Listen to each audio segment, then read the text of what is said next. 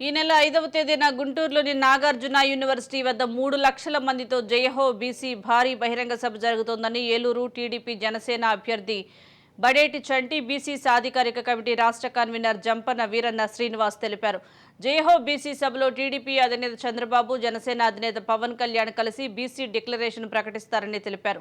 YCP ప్రభుత్వంలో ముఖ్యమంత్రి జగన్మోహన్ రెడ్డి బీసీలను అణగదొక్కారని ఆరోపించారు. బీసీలకు రాజ్యాధికారంలో భాగస్వామ్యం కల్పించిన ఘనత తెలుగుదేశం పార్టీకే దక్కుతుందన్నారు. టీడీపీ ప్రభుత్వంలో అమలు చేసిన సంక్షేమ పథకాలు అన్నింటినీ వైసీపీ ప్రభుత్వం రద్దు చేసి జగన్ కబంధ హస్తాలతో కబళించి వేశారని ఆరోపించారు. జైహో బీసీ కార్యక్రమంలో రాబోయే తెలుగుదేశం జనసేన కూటమి ప్రభుత్వం ఏదైతే ఉందో ఆ ప్రభుత్వంలో బీసీలకు ఏ విధంగా అన్ని రంగాల్లో ఆదుకుంటాం మనం చూస్తూ ఉన్నాం. గత 5 సంవత్సరాల ఈ వైఎస్ఆర్ ప్రభుత్వంలో బీసీలపై అనేక దాడులు, 76 మంది బీసీల్ని అతి దారుణంగా అతి కిరాతకంగా హత్య చేస్తే కనీసం ఈ జగన్మోహన్ రెడ్డికి చేమైనా కుట్టినట్లేదు.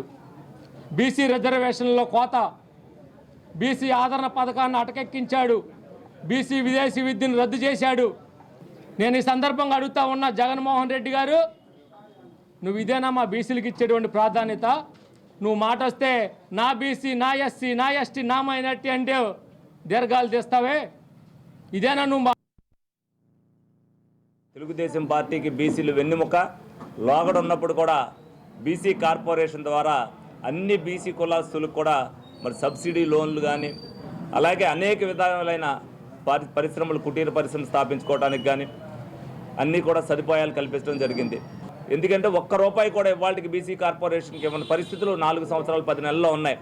మరి ప్రజలందరూ కూడా తెలుసుకోవాలి, తెలుగుదేశం జనసేన కూటమి ఏదైతే అభ్యర్థులు నిలబడిందో బీసీలకి న్యాయం చేసేది రేపొద్దున ఈ కూటమి అనేది అందరూ కూడా తెలుసుకుని ఈ కూటమి అభ్యర్థులు గెలిచి